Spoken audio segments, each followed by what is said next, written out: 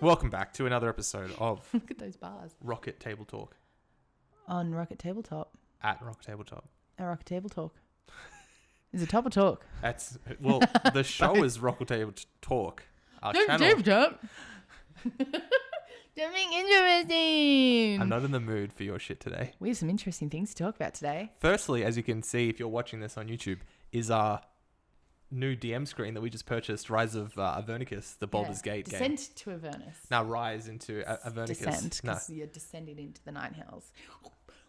you just spoiled the whole game. Oh no, even though it's in the title. Yeah. So if anyone's interested in picking one of these up, they're in stores now, and there's a lot of cool stuff behind the DM screen. Yeah. Stuff that we didn't know. We bought it purely for the fact that we like the imagery on it. Joe Manganello. And Joe Manganello. We love you.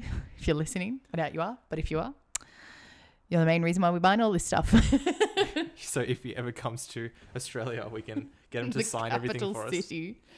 It's like, Oh, yeah. Hi, it's nice to meet you. No, it's nice to meet a fan. I have 9,000 things for you to sign. Please, let me have your babies. Yes. First and foremost. First and foremost. Yeah. To get things started, huge shout out to a friend of mine, All Things Pop Culture. There is another podcast. My friend Justin runs over at Nerds of Oz.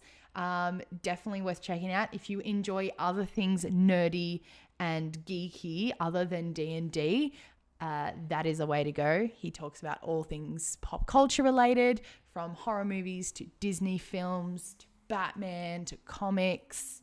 And yeah, he deserves a shout out. I love how you separated Batman from comics because he's so good. Batman's the best. He's in his the best. own category. Yeah. So on today's episode of Rocket Table Talk, we're actually going to talk, instead of going through our class breakdown, which we've been doing previously, we're doing one of our in-between episodes. Yes. This one is different ways to play Dungeons and Dragons. Yes. And what we mean by that is Everything. Everything. So we did put out a question onto our Twitter and we did get a few responses. We also did the same thing on our Facebook page as well. We got some different responses for that too. And you did a little one in our Instagram. A little one on Instagram. And so what we want to get out of this episode is if someone is scared to start playing Dungeons and Dragons because they don't have a bajillion dice, or if they don't have 60,000 minis like we do, it's not to deter you from playing the game is essentially what we're trying to get from it. So that's essentially the motivation behind it. Yeah. But before we dive right into that, speaking of starting points, one of our starting points potentially for D&D wasn't even going to be D&D. That's right. This is a funny story that before we were brave enough to start delving into the world of Dungeons and Dragons, which took over our lives, one of our friends at the time, which is still one of our friends, I don't know why I said at the time, suggested that we should play the Star Wars Dungeons and Dragons. We were trying to get a group together and he was like, instead of playing D&D, instead of fantasy, come do sci-fi. And that was crazy. And I was like, no. Imagine if we played that and then what our podcast or everything that we've done. Because I would have gotten cranky. And it's not that I don't like Star Wars. Like the new Mandalorian show is brilliant. I'm liking Clone Wars, watch all the films.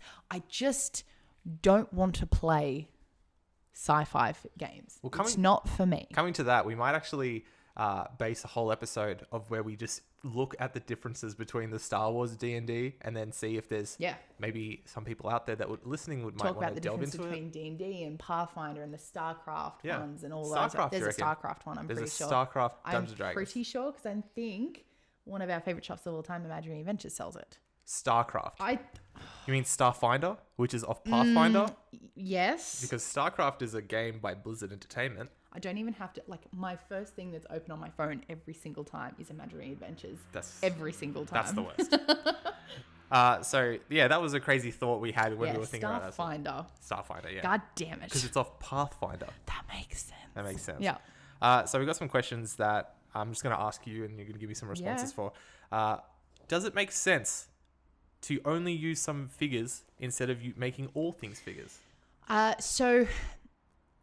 Yes and no. Okay. If I was to have a beginner person come up to me and ask, hey, what do I need to get started? Do I need to buy all these figurines that are on these shelves? Do I need to buy all these books? What do I do to get started? And I tell every single person, all you need is the free downloadable copy that you can find on Wizards of the Coast character sheet. Yeah.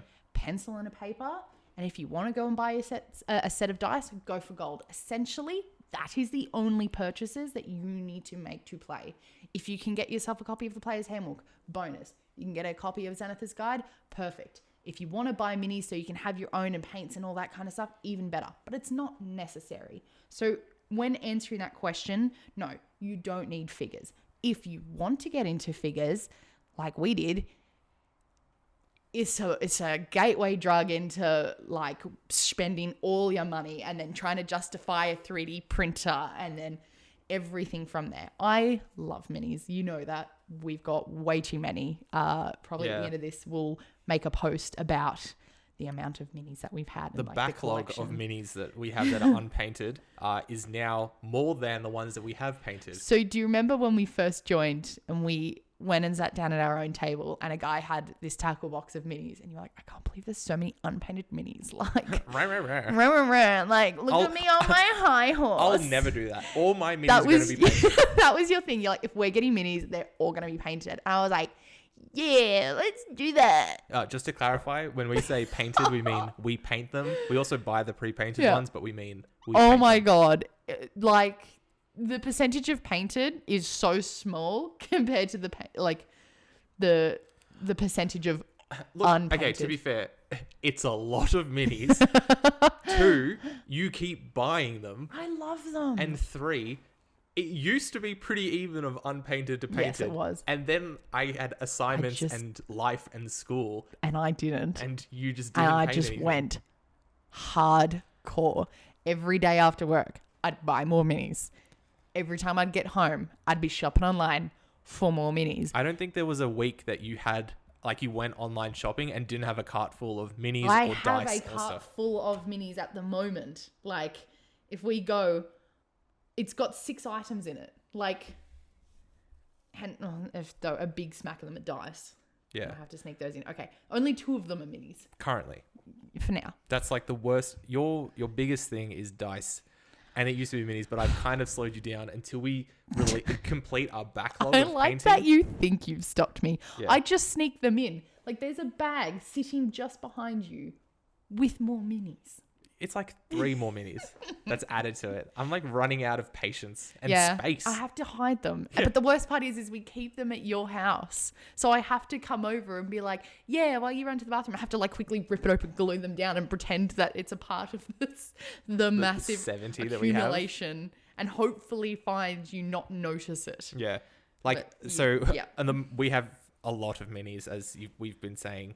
A lot of the minis that we purchase. So the easiest way for us, especially here in the capital, is that we have to get them from online sources. Yes. Like, we don't have a lot of variety. We have a few game stores that sell them, but it's very slim pickings. Yes. And so they normally have the same ones. the same, like it's they all get the one same supplier. shipments. Yeah. Yeah. So we always normally go online to pick up our minis, and we try to keep so it much. local. Because it's easier for shipping and that, but we have a really good source that we go through. It's our favorite. So Imaginary Adventures, Thank you. we are name dropping for them. taking all my money. So they've been really good to us and allowed us to purchase not just dice, but like the dice bags, the dice trays. Like I think between us we have 3 trays. Yeah. Like I've got one boy here. For anyone that's watching the YouTube video that's not listening right now. Beautiful. And they're currently about to do their Black Friday sale on Cyber Monday. And Cyber Monday, I'm ready to go, which is why my cart is full. So now's the time, if you were deciding to pick up some extra accessories for Dungeons & Dragons. Check them out. So that's imaginaryadventures.com.au. Yeah, 'cause they're Aussie Australian brand. based.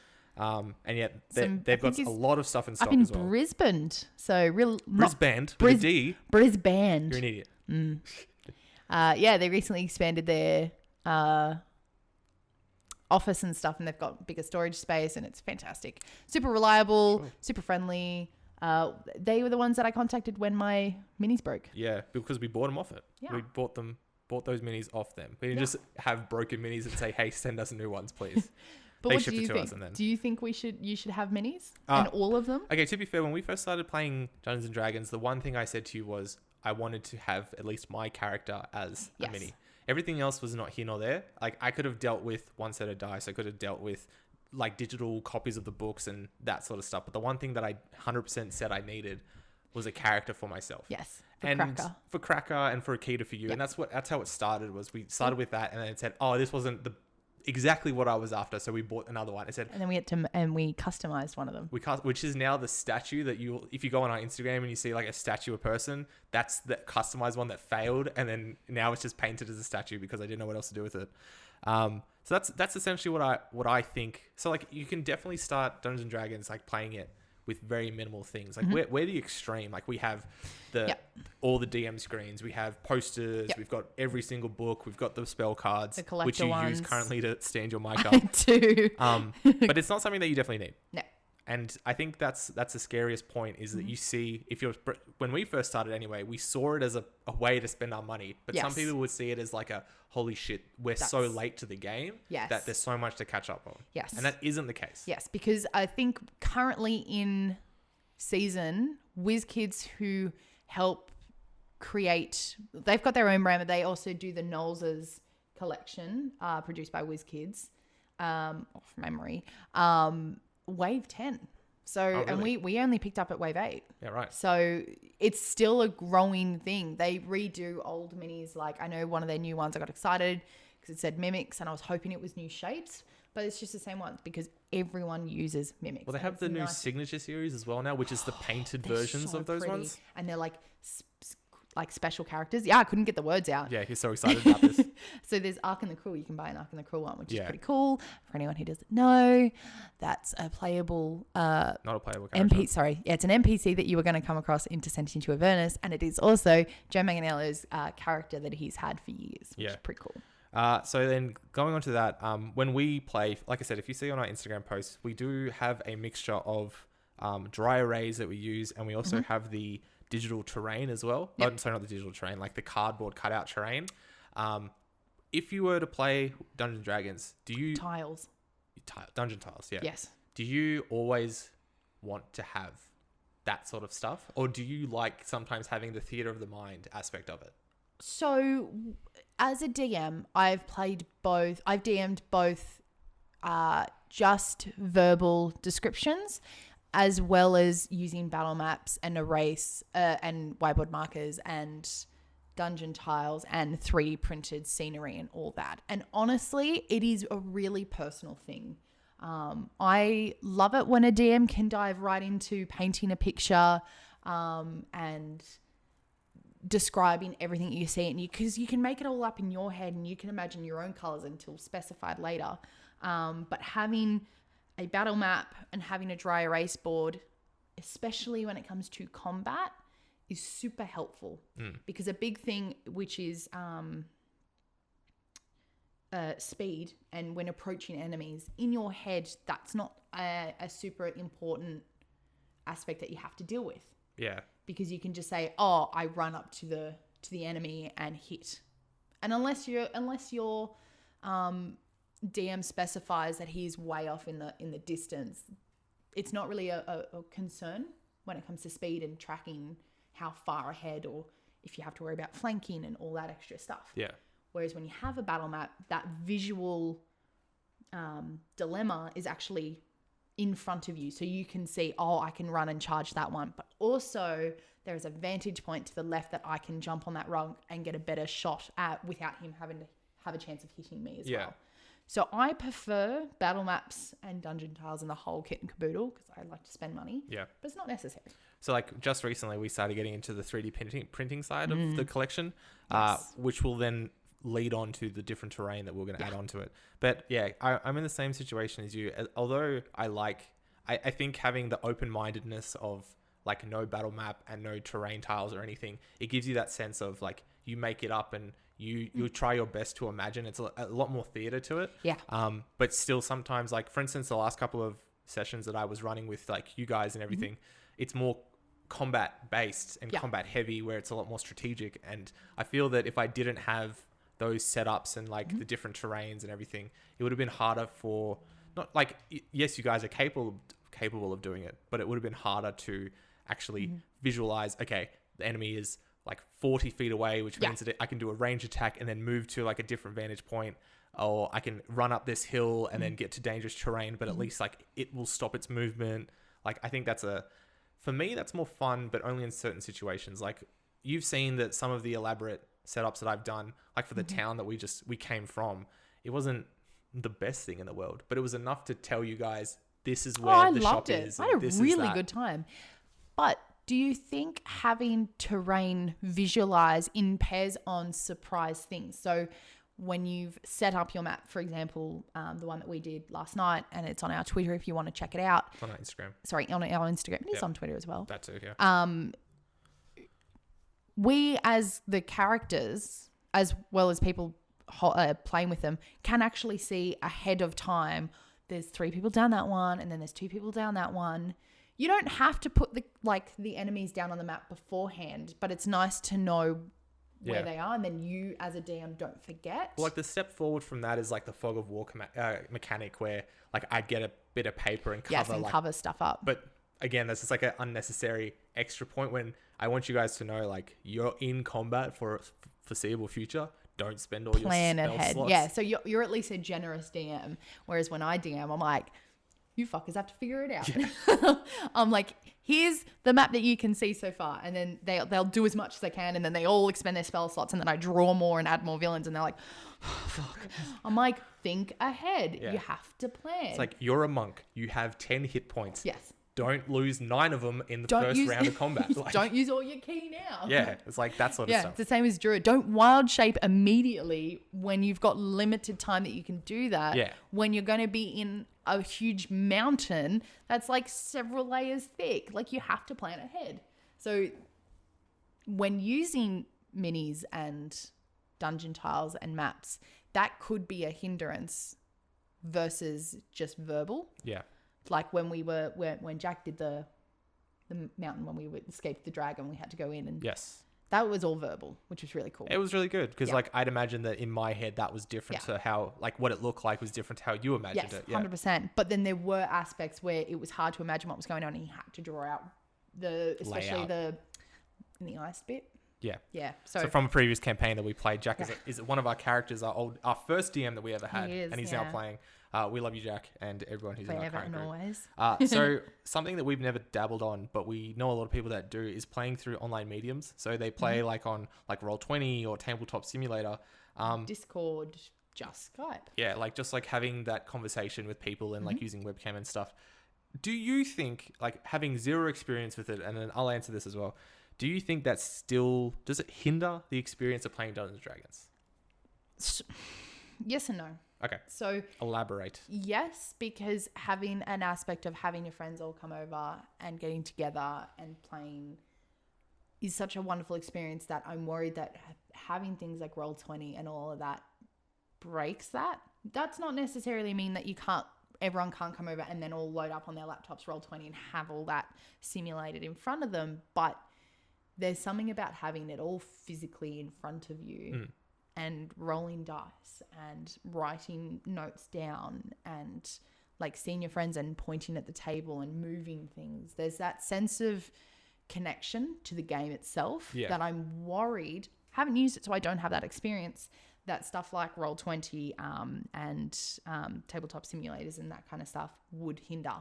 But it's all about your players.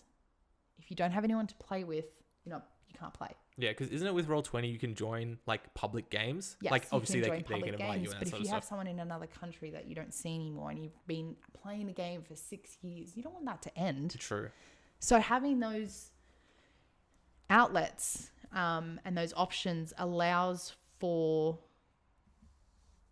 the players to continue playing, and I think that's an awesome thing that they've able to do, as well as there's stuff in there that you can't get while doing physically. So you can like change lighting in rooms and stuff, so you can actually only see so far ahead of you. And there's another one that when I went to PAX Australia, for anyone who is in Australia, it's just an awesome gaming convention, but they have a huge tabletop area as well. Don't they have PAX in other countries? I don't know. I don't know. I'm not that educated. I don't know. I just know it happens 1 in + 1 Australia. is 2. It's fantastic, and you're going with me next year. Sure. If I can get leave off work. Yes. It was a really cool way to see how many online options there were. Like that's also including music and sound effects. Like, does that also count as a medium? Well, that just adds on to the experience. Like you can go full the whole 9 yards and have like a smoke machine and battle music and like dragons roaring in the background. Like, and that's not, I'm not having a dig about it. That's like how different people play. Personally, for when the games that I DM, I prefer having the music in the background just because if there's a point in time where I'm just sitting there like writing a note down, there's something that the players can like keep Stimulating. it can keep their minds like going forward. Last night I didn't do it because I forgot to press play, but I had it all set up and I was such a good day. But yeah, like normally I like doing that, but at the same time, it's not something that I wouldn't say, oh, this was a shit campaign because there was no music. Like it's definitely not a factor where I would say this makes or breaks a game. I think that's more of a like an added bonus to it. So in that sense, yeah, but there's some stuff that you've shown me, like apps on my phone and things that's like sound effects for a fire crackling in the distance. I'm like, okay, that's for myself. I think that's a bit much. Yeah, for me. Okay, because I'm not going to be working on the game at the moment, rolling dice for the NPCs that I'm controlling, and then also selecting different sound effects. Like I'm not a DJ. Like I can't just do that. Like props to people who can. Oh yeah. I'd love to be part of those one shots that like it is fully immersive. Oh yeah. It'd be dope. But it is very complicated. Yeah. Do you think having an online simulator like Roll20 would be something that you would enjoy? I think it's interesting. Purely like, okay, so D&D for me is definitely the social aspect. So it's whether or not that's your same group of friends come over every week and you all have like that routine. It's really good to catch up if you don't see them all the time, especially people that used to work with you or like childhood friends and they're getting into the game. But if you can't make that work, like let's say they live in a different country, different state, whatever, the online ways of playing, it's great that it's there. But I still think that like, let's say it's your first time playing and you've only got 3 people that want to play and you think, oh, it's not enough. I'd say to you, like as a new player, go with those 3 people, make a very small campaign, enjoy it with the small group. Yeah, one shot it. Yeah. And then if you guys enjoy it, then branch out and ask other people, like put an ad out on Facebook and say, yeah, like just do that. Knock on randoms' doors. But like, I know that like join a cult. Roll20 does a Adventurers League, which is the same they have as Adventures Guild. Yeah, but it's digital. Yeah, but it's like a digital version, and that's really cool because you can jump into games and then progress your character that way. Make new friends. You can make new friends that way. Like that. Don't get me wrong. It's not something I'm shunning. I just think that I prefer to play Dungeons and Dragons with people face to face. You can read their expressions. You can have more like it's something about that personal bonding that you have. Like you're all sitting there, you all have the pizza or like whatever dinner that you're eating. And that's what I really enjoy about Dungeons and Dragons. Like I'm an introvert by nature. 100%. I hate people. Yeah. You all think he's a talkative person, but it takes a lot of effort to have him go out in public and talk to people. Yeah. So it's like really, even his own friends. What friends? I don't have friends. I have acquaintances. You have plenty of friends. I have people I've worked with. You have just enough to make it a plural. Yeah. That's fair enough. And you. Yeah. So like your mum doesn't pay me enough. To me, I think that I'm just ignoring your comment. That's what I like about playing Dungeons and Dragons in the physical sense. Like it gives you that outlet. And like we've met people that they suffer from those social anxiety. Yeah, 100%. But when they play Dungeons and Dragons, even if it's with new people, because they're either A, role playing as their character, or B, they love it so much, they come out of their shell. 100%. And we've experienced that firsthand. Like when we played at one of our social clubs, when we first started playing, our whole group was of people that suffered from these like super crippling shy. things. There was only maybe a handful of us that weren't, and then everyone else was just so like had such a wall that would have to take weeks of breaking it down as a friend. But as soon as the game started, like instantly they were like a different into person. The character, and they were fantastic and expressing themselves in ways that they probably don't feel comfortable doing, but because they are pretending to be someone else, that has that outlet. Yeah. Which is really cool. And then like that's awesome. And yeah, for people that like, you know, like I said, I'm a big dude. Like I know I'm a big dude, but people are scared of me. Like that's not a given. Like I know that. Like I get patted down every time at the airport. You're a big cuddly bear. Yeah, I'm a big cuddly bear. But still, having that outlet and like being able to role play my paladin who's super confident, it just gives you that like that confidence boost inside you. That's just like, I'm gonna kill you, motherfucker. See, I don't need that. But Look, you've got your social anxiety as well, but yours is on a different sense. yes, everyone, yeah. And D&D is a great way to express that healthily. And I think that's overall why so many people play and why it's come back Oh yeah, 100%. bigger than ever, because people realize, oh, I can pretend to be someone else for the next 4 to 6 hours and just let go. Yeah. And everything from work, from friends, from family, all melts away, and you get to experience a whole new world that just gets real deep, like this conversation. And this took a turn for a very... This is not what we had planned. No. But penis, vagina, willy, bringing it back. Willy, that's the best you can do. How old are you? Willy is the best word for lots of reasons. Axwound. Okay, so a few more points. We've got a lot of points, so this is like should have been a longer episode, but we've broken it down, and now it's crazy. From your experience being both a DM and a player, what do you reckon's more fun to play, a homebrew campaign or a written campaign? Now, this is leading on to new players. If they're trying to get into it, should they get a written campaign already and play that as their first time, or should they get the homebrew and get that personalized experience? So I'm in 2 different campaigns, player-wise, where I'm in. Campaigns. Yeah, I'm going to talk about 2. Okay. So one, I'm in yours, where it'll be homebrew. Yeah. And I'm in another one for Dragon Heist, which is run by my friend Nick. Fantastic DM, one of the best voice actors I have ever flippin' heard. He goes to all extents. He's got, sorry, that's me. I'm playing with the camera and like moving my hands around because I'm so pale. It's like reflecting real badly. He just gets right into doing voices. And because he does acting on the side, he's got that experience in sticking to an accent and holding it instead of us where it's, can you do anything else? No. Whereas he can, and it's brilliant. And I love it. Yeah, it really is doing that thing where it's changing in brightness. That's not me this time. No. So besides the voice acting, he prints his own cutouts instead of minis, so they're consistent. But then it's also to keep that spending on a minimum. But a thing that I really like that he does is that he's taken the maps that are in the story. Yep. He's blown them right up to size.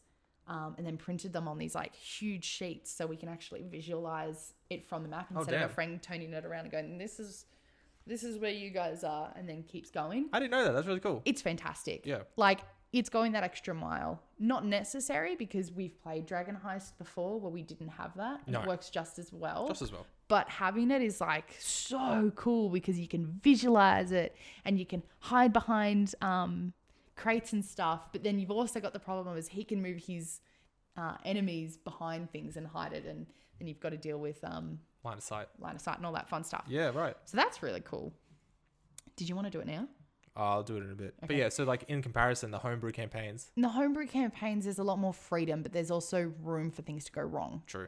Whereas in the homebrew, Dragon Heist is not really going to be spoiled because the first thing is you're in the yawning portal. Yeah. If you were like, I'm going to turn around and leave because I don't want to be a part of this mess, it's kind of it. Yeah. Like that's kind of the game done, because like if you were suddenly like the whole party was like, you know what?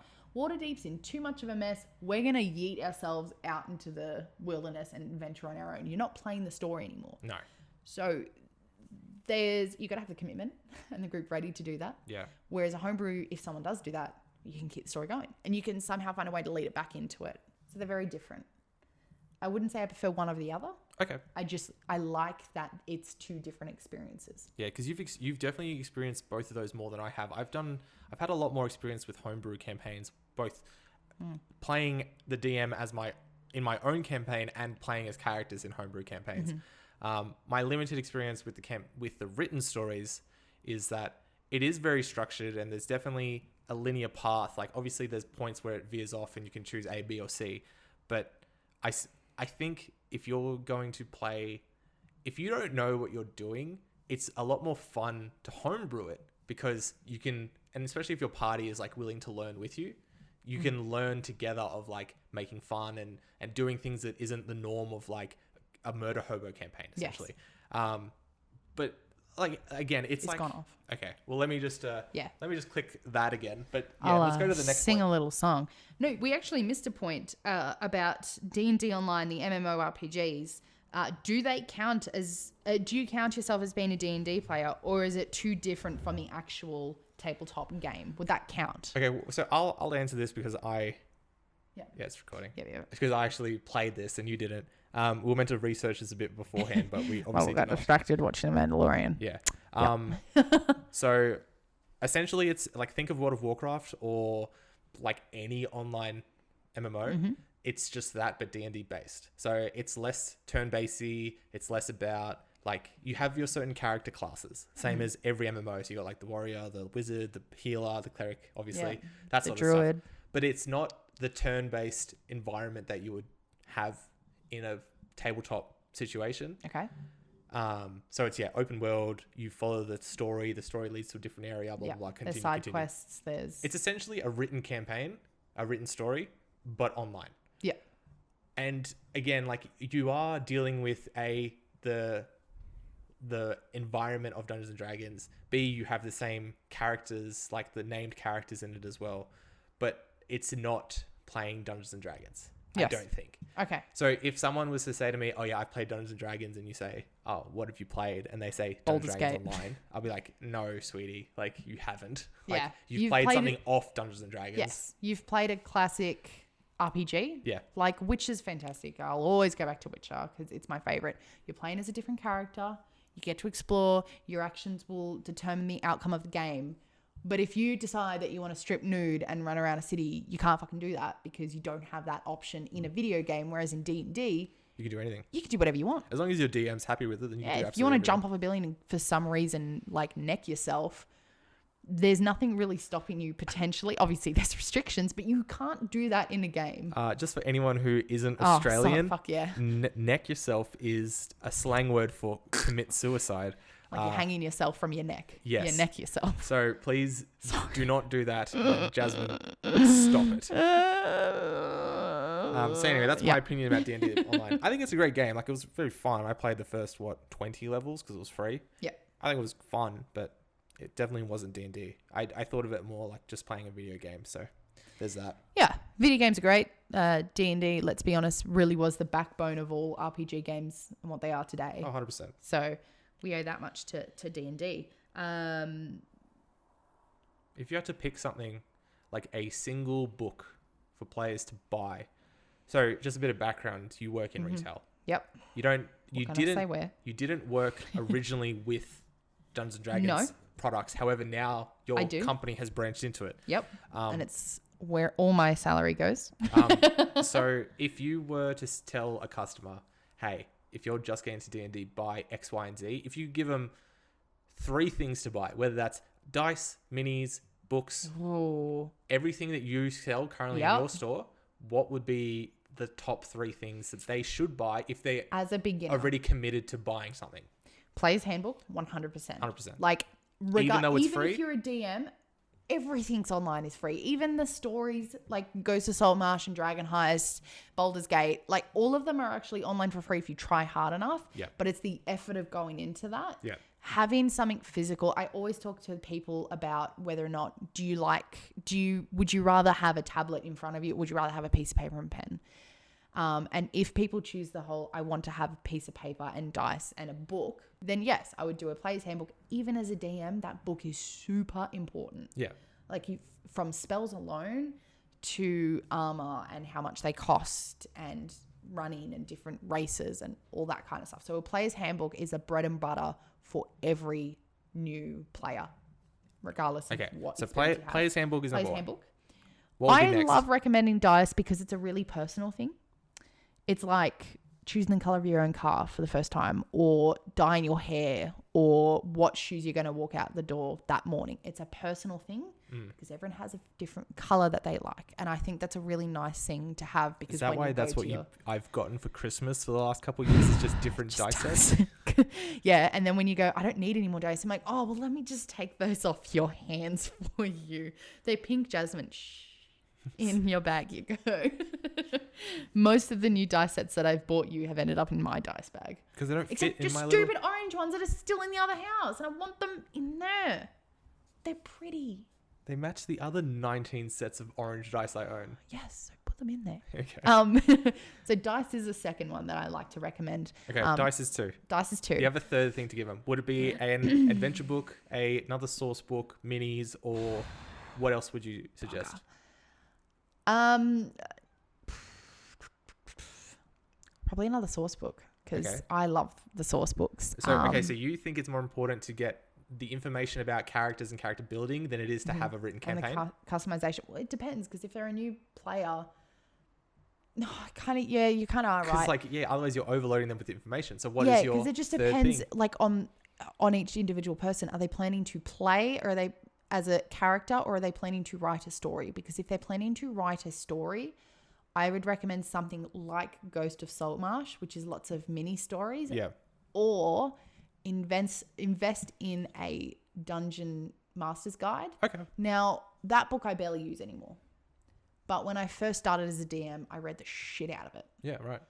But now as a More experienced a DM? more experienced DM, I'm pretty comfortable with it. Like I've still got pages bookmarked Yeah. for like random stuff like fall damage because I forget that kind of stuff really easily. Yeah, like last night we had to worry about jumping distance. We didn't know what we that forgot was. that. Yeah. And like I was like, I don't even know where that would be. Yeah. But it turns out it's in the player's handbook. So even as a DM, you still require the player's handbook. Player's handbook. Okay. So that's a must for any purchase.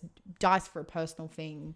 And then probably a DM's guide or a monster manual. It's a tie between the two because if you're homebrewing, you can just do, if you've already got a player's handbook, you can just worry about bandits and villains that are of humanoid creatures. Yeah. But personally, my favorite part is bringing out any sort of monster that I possibly can. Like the campaign that I'm running at the moment, every new town is a new array of monsters because it makes me feel like I can justify my purchases on my minis. Yeah, you do have monster cards. Yeah, and I have monster cards. Like not just one or two. I just bought 2 new sets You because have it's the Volos and the Mordecai ones. Can you sit a little bit away from your microphone instead of eating it, please? It smells so good. So, okay, it's interesting how you are saying that the most important stuff is, like, obviously Player's Handbook, yes, dice, yes, but the third one is a shock to me. I thought you would have said have a, like, beginner campaign. Like, you would have said, like, an essential kit or, like, the starter kit. Personally, I think they're a great gift to give to someone when you have a budget. So if your like niece or nephew or your cousin or your grandchildren want to dive into D&D and you don't have a lot of money but you want to give them something, then yes, the starter set or the essential kits are great beginner gifts. But once you've purchased them, you're going to have to go back and make other purchases anyway. Yeah. I always love to tell people, save your money and just get the player's handbook. But normally their response is, oh, I don't actually care. This is just what my friend wants. I'm like, sure, then absolutely grab that purchase. $25 off you go. You've spent your money. Yeah. But a lot of that stuff is so abbreviated, like it's so small that you're going to have to buy a player's handbook anyway. Right. Because in the starter set, you've only got like human, dwarf, elf, Halfling. and halfling. Dragonborn, No, tiefling. no, 4. Oh, in the starter kit. In the Sorry, starter set, you get 4. Yeah. Like you get 4 races or 5 races and 4 classes. Yeah. But there's a huge list of all of those. Like if we're talking about every source book, we're looking at, I reckon there's close to 30 races alone that you could probably play as if you've bought every single source book there is to date. Like if we're including Volos and Ravnica and Eberron and all of those, like it's a huge list, including the digital stuff that you can buy online and not in physical stuff. The list gets long really quickly. Super interesting. Yeah, super interesting. So starter sets and essential kits, no, I don't think it's worth spending your money. If, however, you are like me and would like to buy all that stuff anyway because you just want to have them, then yes. The essential kit also comes with these gorgeous set of, for all our YouTube watchers out there, I'm not sure if you can see them, but they're these gorgeous red and white dice that they're great as a DM because you've got 4d6s, you got your 2d20s, and then your normal array of other ones, which you can also buy from Imaginary Adventures. They have them online as well, the Essential Kit and the starter set. So leading into this weekend, if you've got a friend or family member who want to start playing for Christmas, check them out. Yeah, so that was the main point of why I asked you which ones you would suggest. Is not only that it's leading up to Christmas and now's the time that if you're thinking about it on the fence, like what would you buy for that? But it's also coming up to Black Friday sales and Cyber Monday sales. It's the time to buy 100%. it. Player's Handbook, 100% I would recommend to any new beginner.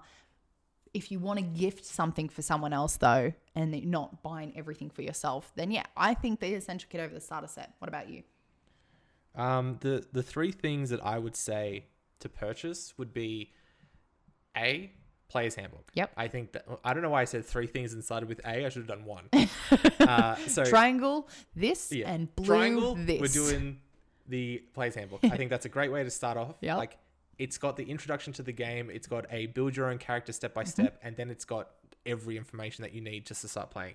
The second thing that I would recommend actually, instead of getting the Player's Handbook, would be those new kid D&D books. They're so cute. We saw that I saw that in the store anyway, and I thought that was really interesting because, again, leading up to Christmas, you don't know if your young one wants to invest in it, but you're like, okay, but I want them to get into it. So you buy them the kids version of it, which only has 3 races and 2 classes. They're not actually player things. They don't come with stats, but at least they can do some research. They can read about it and see if they want to get into it. Because like the thing about Dungeons & Dragons is if you don't play it by the rules, you're still playing Dungeons & Dragons. 100%. Like it doesn't matter 100% of the rules rules are of a what's very happening. loose guideline, and by I mean loose, I mean like a limp noodle. Okay, so loose. Triangle and Triangle/2 would be Player's Handbook / those kids D&D books. You said that? Yeah, yep. So I think they're both super important as like the first purchase. Okay. The second one would be a set of dice. I think a single set of dice What? can get you sorted. You mean you don't want a thick bag of dice? It sounds like it's hailing, but that's... I think I got 30 sets in here. Yeah. See, that's too much. No, it's not. Look how pretty they are. I think that having just a single set is enough. Again, just to get you started. Let's say it's Christmas time, right? Like, you're not going to expect to get 14 sets of dice. You're getting one set, you're getting a book. I'd be thrilled with 14 sets of dice. I'm glad I already bought your Christmas presents. So that's just something to help you play. But, like, there's the digital ways of, like, you use, like, the digital dice rollers and, like, that sort of random number generators. Which work just fine, but it's not that same experience. Nah. And then the third thing that I would suggest would actually... So, like, my argument would be getting them a level 1 through 5 written campaign. Yeah, but those are like Dragon Heist is level 1 through 5. Yeah, well, you get them big. Yeah, but you're getting something that's worth the money. Okay. You're getting something that starts at level 1. So not Ghost of Saltmarsh? Which has a lot of mini stories in it. Yeah. I don't think so. No, because the mini stories in there aren't as broad of options as like the bigger ones. I think the mini stories like Tales of the Yawning Portal, which has like a lot more traps and additional stuff as well as stories. Yeah. That's something that you'll buy as an accessory to the campaign story that you already got. Yeah. So yeah, I think that like what's another one? Is Rise of Tiamat 1 through 5? Tyranny I of think Dragons, so. like that I think sort of so. I think Rise is, but I think Tyranny of Dragons is leading after that. 5 to 9. I think you get a story that's at level 1 to whatever level, preferably something that's bigger, giving you that more range of like, let's say you're not doing XP, let's say you're doing milestones, like as you're leveling up. I prefer milestones. Yeah. For people that don't know, milestones is when you hit a certain point in the story, you just level up automatically, regardless of what you've done leading up to that If you didn't point. even hit a single creature. Yeah. Yep, you level up as a party. Which is a great way for beginners to do it if they want to have 100%. that less like maths based. We'll talk about that in a minute, but finish your... Yeah, no, that's essentially what I was going to say was like you want to get a book that has a big broad range so there that... you go. Yeah, Christmas time, or if it's like you got your Christmas money and you got $100 and you say, cool, what am I going to get? I'm going to get a new adventure book story, and then I'm going to get another source book that is either tied into that, or or I want to play a specific race, or I want to play a specific class, subclass. Yeah.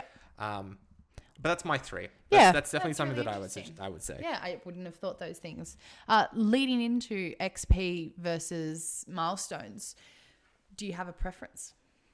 I think, playing at the start when we first started playing, I preferred having milestones, but not knowing it was milestones. Like, Right, you thought it was XP. I thought it was XP, but it was like, no, at certain points you just level up, because I still thought, cool, I got to kill everything. And then I was worried about, oh, now I have to go farm off and kill 4,000 boars just to level up to the next point. But yeah, I think milestones is great. But now that we're getting into it, it's easier now, because you know, like, the XP shares and like who gets what. And like, I have my own DMing as well. Yeah, Like I have my own learn system stats. that has like a different way than what the norm would be of dividing up experience. But again, I prefer milestones. Yeah, What about 100%. So, playing, I prefer milestones. DMing, I actually mixing the two up. Oh, so, what? I do milestones, but I base it on the amount of XP that they've gotten so far from monsters. I also reward. So, if they're versing like 30 goblins, like that's actually not a lot of XP. No. But I'm not going to reward a level for killing all of them. But I might reward it if they somehow can role play into taking down a mountain in the process. So Yeah, right. I reward it based on how much they do kill, but I do it as a group. So instead of like whoever gets the killing blow gets the XP, some people love doing that.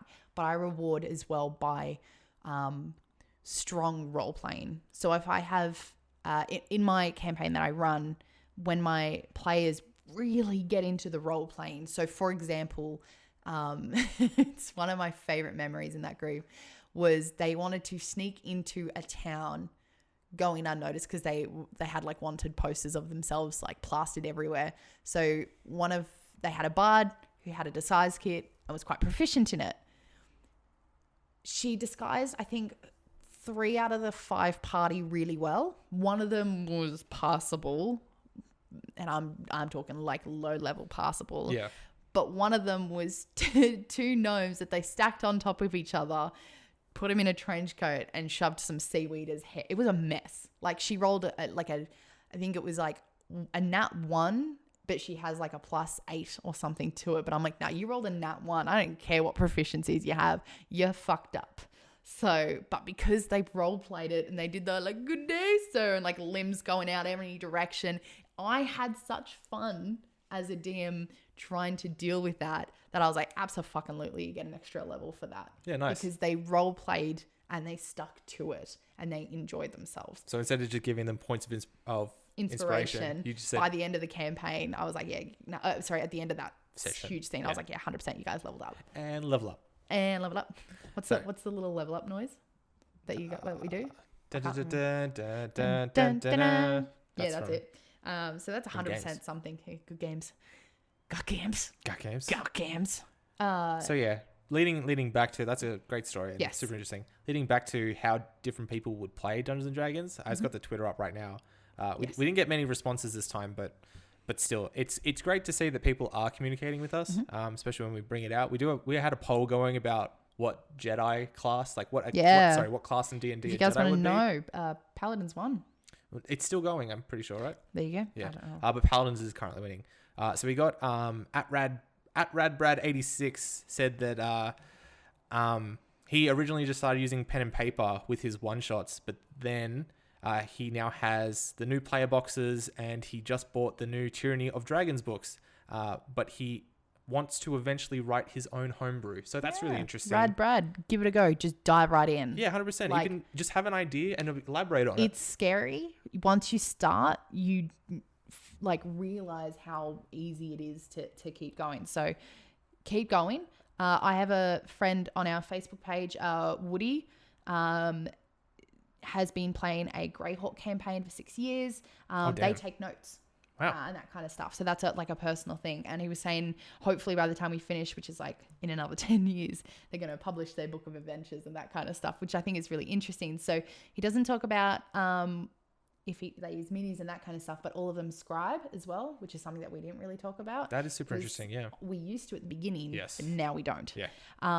We write little notes here and there, but snacks is another important thing, hot drinks, pun-based humor, but D&D groups are great, which is another really cool one. Then back to Twitter, we've got Bob_Francis, very loyal guy. We love you, Bob. Says that he uses primarily the player character minis and everyone else is just tokens. And then the wet erase battle maps, and he uses that with his homebrew campaign. So Bob is playing from a while, obviously. Like Yep. he's very experienced with it. And he loves it, and he's a good writer by what I can imagine. We would love to read some of your stuff, Bob, if you ever want to send it to us. But it's interesting to know that he only uses the minis for his Players. characters, but Yeah. not for the enemies. And I think that goes with the fact that I think from what he's said in the tweet is that he's a traveling DM, and so he doesn't want to pack things. Yeah, which is It's super annoying thing. It's a thing that you've had to deal with. Yes. I personally haven't, because every time that I've DM'd, even if when we traveled, I bring my own right stuff here on this table. on this table. Yeah, at home.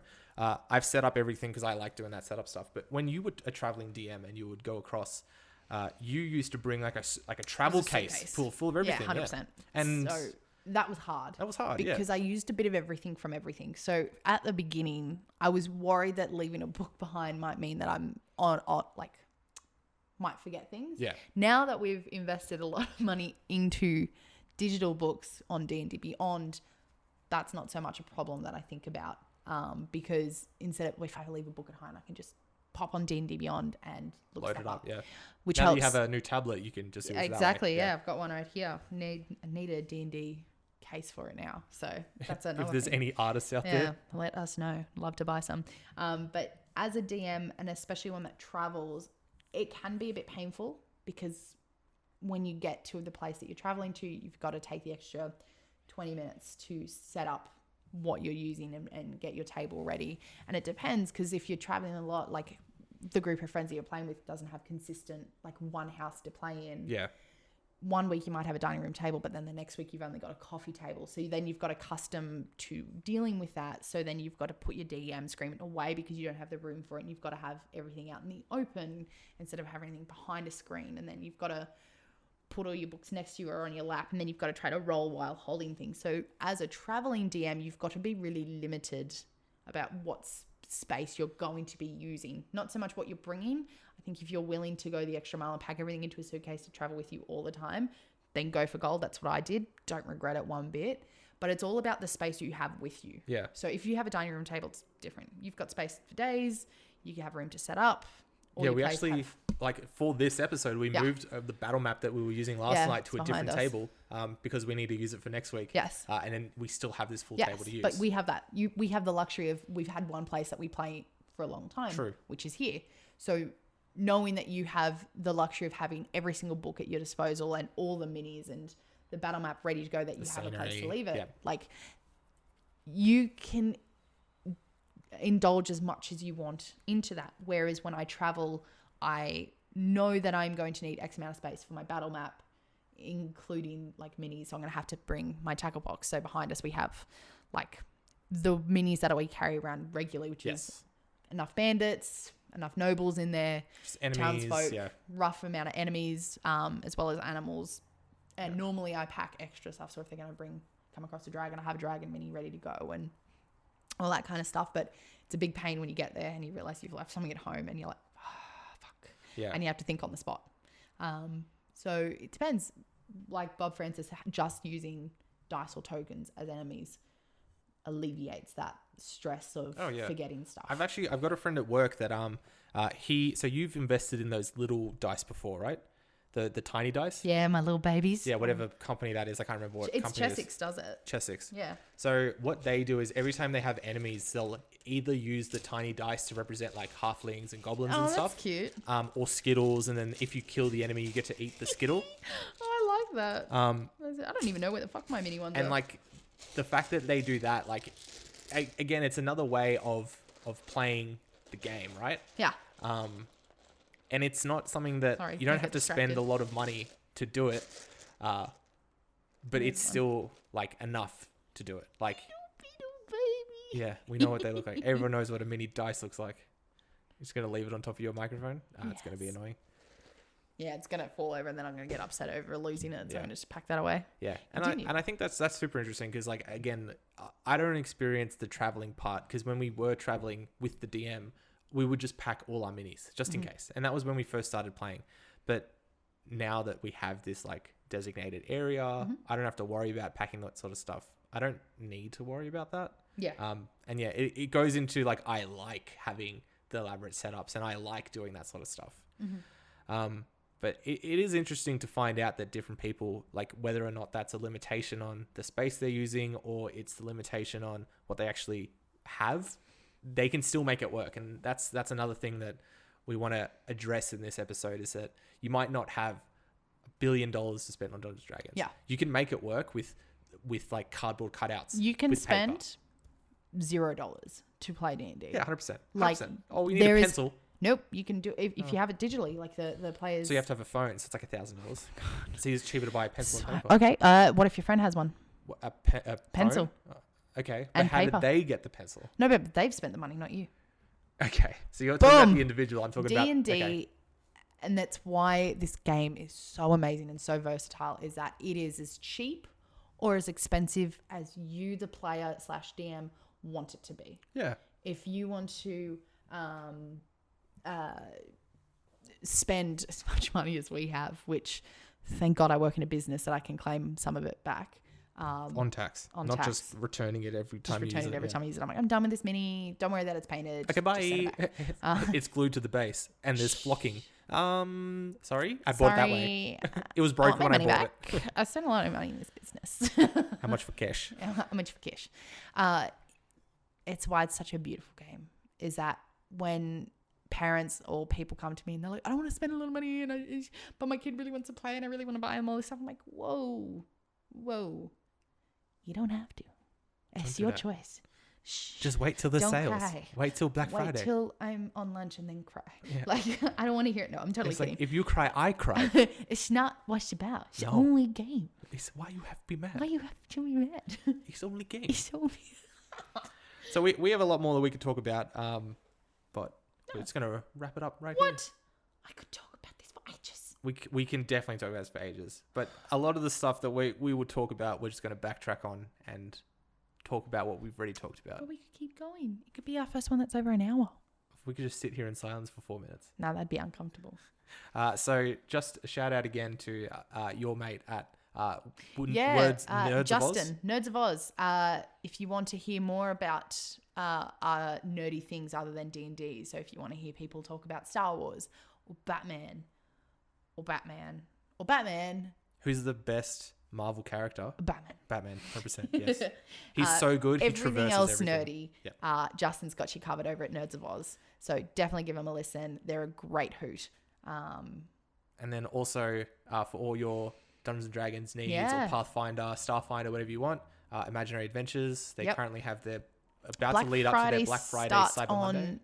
Friday, obviously. I had a funny feeling it was starting Thursday, but yep, It would it's in the name. it'd be midnight Australian Standard Time. Yep. On their website at imaginaryadventures.com.au. They're absolutely brilliant. Check them out. It goes all the way from Friday through to Monday. And then they always have some amazing deals on the rest of the year as well. So give them a big old check out. If your server is running slow, it's probably because I'm on there placing 1 million orders. Yeah. So don't panic. With that, it's probably my fault. Follow us on all social medias at RocketTableTop on Twitter and Instagram. You find us on Facebook and YouTube. Whether or not you want to watch our ugly mugs, which is in the tagline of every video that we've uploaded. Other than that, have a good week, and we'll catch you next week when we talk about druids, probably. This is my favorite class ever. All right, take it easy, guys. Boy.